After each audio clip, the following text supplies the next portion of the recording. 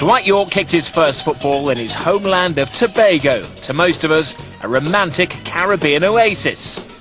It's the sister island of Trinidad, with stunning beaches, calm waters, lush green vegetation. Situated just off the Venezuelan coast, discovered in 1498 by Christopher Columbus, the country has a population of just over 1 million people. It's a cocktail of cultures. I grew up in the village of Canaan, C-A-N-A-A-N. Dad used to be a garbage collector, and my mom used to work in a hotel as a cleaner. 9 of us in the family. There's 3 girls and 6 boys. I'm having to think about this, yeah. Living in a 2-bedroom bungalow at that particular time, it wasn't easy. We were pretty poor. There were times I was playing football with literally nothing on my feet, you know. I was given a second chance as well, you know, when I was young. Get into a terrible car accident. Can't remember much of it, if I'm totally honest. But from what I gather, I was very close to death. Yeah, I remember the Sunday afternoon, the 28th of July, 1974. I was out on the Milford Main Road, over the road library with my friends. Mom sent Clint to drop a bread and a pawpaw for one of her sisters in church. And Dwight went with Clint. While they were going, Dwight saw me over the road. He attempted to cross the road, and in so doing, came in contact with the car. He was pulled from underneath the car after the accident. But behind the car that he got in the accident, there was this doctor fella, came out, I don't know him, he was a Chinese guy, give him an injection, and after they give him the injection, they take him to the Scarborough General Hospital. His left foot was broken 2 places, and he have a big scar on his back. You never see the scar? I've never seen it, but I've heard. It has small scar shape as Tobago, and as he gets bigger, it spreads. How old were you when you had the car accident? 2 years. 2 years old? Yeah. At that age, getting into that type of accident, it should have taken his life. Everybody was crying, saying he would have died, but God help him, he didn't die. I feel God bring him back here for a purpose. I was very lucky and very fortunate, so maybe that's the reason why I'm the person I am today, always smiling and enjoying life to the full, because I was given a second chance in life. Dwight's mum Grace still lives in the same house. She's turned down his generous offers of a move, compromising instead on improving and expanding the area of land where Dwight was raised. Not that he spent much time at home. The young Dwight was forever out, finding a patch of land to kick a ball, or improving his skills against the older guys. This is where the road to success started. We may know him as Dwight, but to his family and friends, he was always affectionately known as Anna. Yes, the secret's out. The way he got the name Anna from, he was so chubby, he resembled a girl. His eyes was kind of blue, so we give him the name Anna. And it stuck ever since, and if someone do call me that, it's because someone who really, really knows me well. So the players at Manchester United don't know that? Doesn't know that, no. They do now. But I suppose they do now, yeah. Anna, or Dwight's first school, was Bon Accord. This is where he initially experienced organised football under the guidance of his first manager and teacher, Kenny CROOKS. His favourite subject was maths. Well, it came in useful for counting the goals he scored. The problem is that Dwight focused mainly on sporting activities. Even in the classroom, his mind would not be so much on schoolwork, but on getting onto the play field to take part in whatever sporting discipline was going on. There was guys, you know, 6, 7 years older than me, but yet I was still good enough to get in the team. So I was always out of classes. I loved those times in school, because wherever there's athletics or football, I'm always involved, because I just didn't want to go into classes. I was sitting at my table, and as I looked out in the corridor, I saw some bigger boys, 6 and 7, boys from standard 6 and 7 standing there, and Dwight was among them. I said, Dwight, what are you doing out of your class? He bowed his head. I held on to his hand and was just about to reprimand him and take him to his teacher, when Mr. Crooks, who was on the farther end of the corridor, came quickly to me, he said, no, no, no, Miss Jack, Dwight is on the football team. I said, Mr. Crooks, what are you talking about? Is he the football mascot? And the boy started to laugh. He said, no, Mrs. Jack. He plays the game even better than some of these big boys. And I was amazed to see this little boy. As a matter of fact, I would say passing between their legs, dribbling the ball and scoring goals on these little boys. I said, you know what, Mr. Crooks? Whenever you need him, just send for him. He used to be kicked down regularly because of his skill and his ability. And I remember quite a few times, myself and my elder brother used to tell him, Dwight, you can't play. The boy's too big for you. And he used to cry.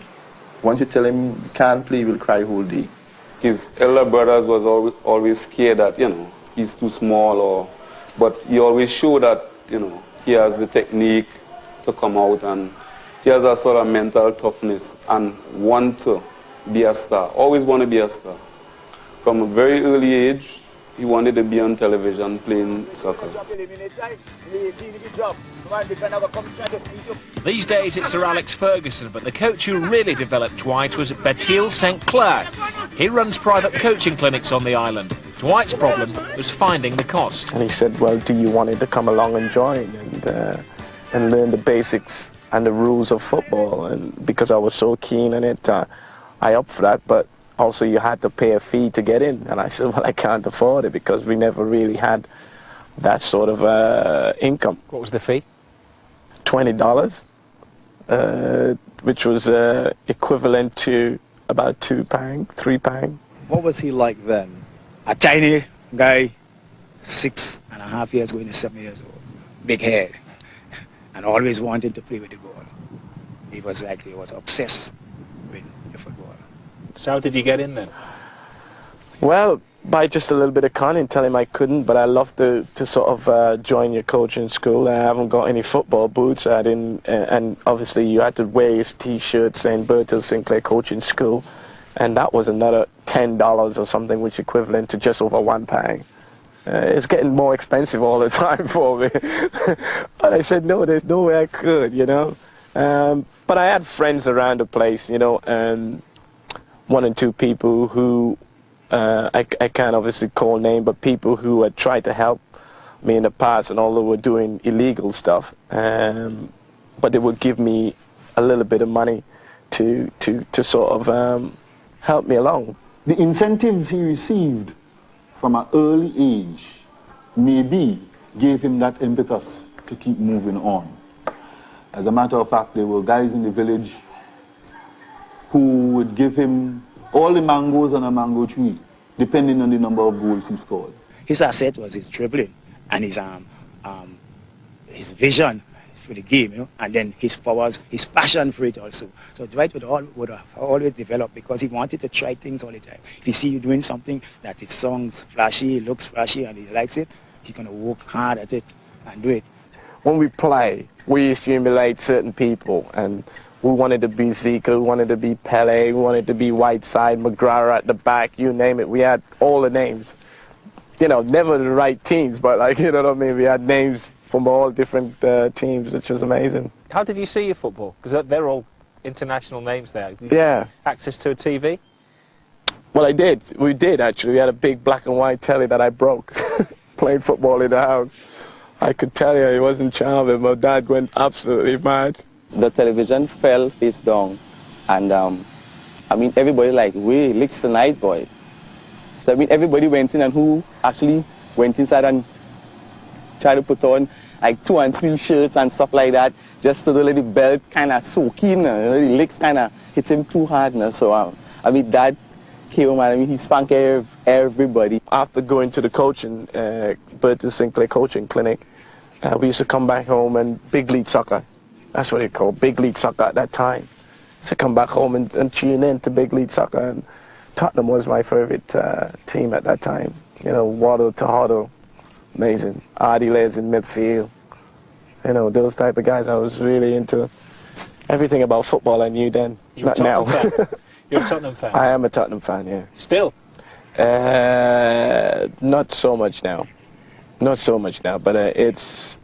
If I had a chance, if it was one team I would have loved to play then, was Tottenham. Say no more. Hill is where Dwight first found national fame. The TV cameras started to capture his team's every move. Initially, he needed a helping hand to get into further education. The problem had been he'd failed the entrance exam at Scarborough Secondary School, but he was able to progress thanks entirely to his goal levels. Dwight came in to Scarborough Secondary about January 1985. And they were somewhat scared that he might go by the wayside. There was a previous footballer, Chanel Macmillan, right, yeah, who had fallen by the wayside. And so they were interested that he should get into school, this fellow, Dwight Yorke, you know, they call him Anna at the time. Right, Anna. Right, to get into the time, you know. I think what we recognize is that in order to get into football in Trinidad and Tobago, you needed to get into the secondary system. And having not gotten through common entrance, we felt that, you know, there should have been an avenue open to him to enter the system and therefore continue his football. Yeah. He was actually the first person who got into this school having not passed common entrance examination. He actually used to get his friends to do his homework, his girlfriends to do his homework for him. Sometimes his girlfriends bring lunch for him at school, and I mean, that's real luck. You know, that's real luck. But when he came here, it's at Signal Hill Senior Comprehensive, that he was really exposed to international football and to Trinidad per se, because playing in the InterCol and so on, there's where he got his real exposure, and there's where the media really started to see him as a superstar.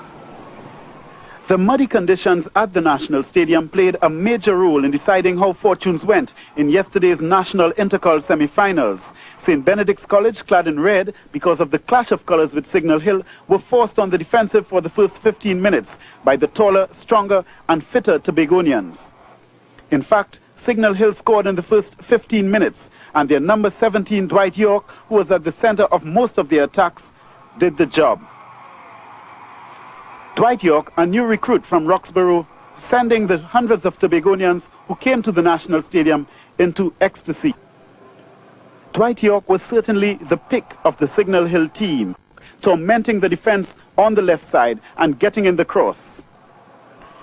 And skipper Renzil Dillon sent Signal Hill ahead for the second and decisive time. A tremendous victory, 2-1 for Signal Hill, and already their fans are dreaming of a second national InterCol title. Butcher knocks it back for Yorke. Yorke getting past his man, but once again Louis Lejar covering for the goalkeeper. And what brilliant work by Lejar. Unfortunately, he didn't get it clear. Batiste, and now Yorke. Yorke dribbling his man and trying to get it back sensibly to Dillon. And the shot coming in now. Most of them can throw in the ball very fine. But this one falls to Jarvis and doesn't get the clearance, and Lejar once again under pressure. And now Yorke gets the cross. And a bad mistake by the goalkeeper. Well, Dillon it is, I think. And the referee has signaled the end of play. The celebrations have started. Signal Hill have run onto the pitch. They are the 1987 Coca-Cola National InterCol champions. In 1987, 88, 89, we won 3 InterCol titles back-to-back, and we also won 2 Big 7 titles in that period. And you know, you always feel that you will win once he was on that team. So it was a great feeling, a great inspiration, not only to the footballers, but to the school on a whole, you know. It sort of converted the atmosphere of the school to one of high achievement. At the age of 16, you became an international, didn't you? Yeah, I was playing for Trinidad. I know, it's amazing. But I was always playing for Trinidad and Tobago at youth level. You know, at the age of 8, I was representing my country at under 14s and under 12 and under 18s, and then suddenly I got into the senior team. Dwight Yorke unleashed a thunderbolt that left the Grenadian keeper with no chance. Leonson Lewis brought down a direct free kick and another superb strike from Dwight Yorke.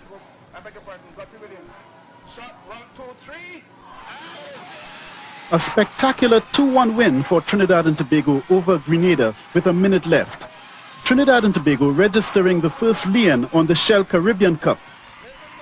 Skipper Clayton Morris taking the trophy, and they have confirmed their regional supremacy at the end of a very successful tournament.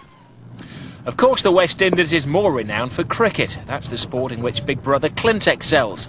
The first Trinidad and Tobago international from the sporting family Yorke. Very, very talented. I think personally should have gone on to be in the West Indies team. But locally he's done extremely well, but never really took it beyond that. Bishop, however, suffered at the hands of Clint Yorke, who was in inspired form. He was really cracking the ball beautifully. Bishop was made to pay time and again from the blade of Yorke. In fact, all of the bowlers he faced suffered at the hands of the strong former Trinidad and Tobago batsman. The gold went to Tobago's Dwight Yorke. Brent is my younger brother, who I think he looks up to me as a brother and trying to achieve certain things. But he's very athletic. He's a bit of a runner. He does long jump as well. So, you know, it's just giving people the opportunity to go that one step further.